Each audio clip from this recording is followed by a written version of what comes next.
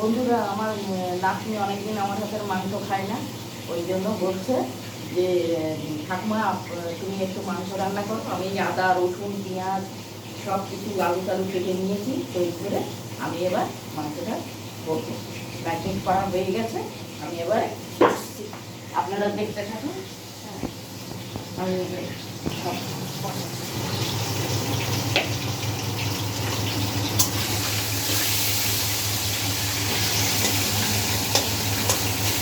আপনাদের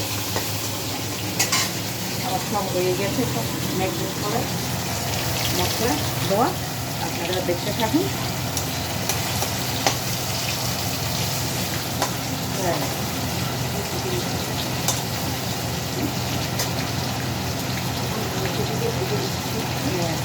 এখন মাংসগুলো একটু ভেজে নিচ্ছি।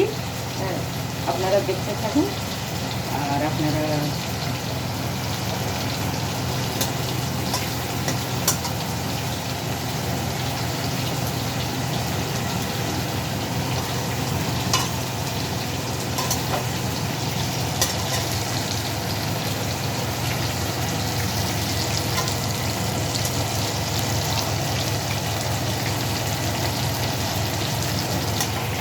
মাংস ভেজে নেওয়ার পরে আপনাদের সঙ্গে আবার লাইভ আসবে, দেখা করে দেখা করব।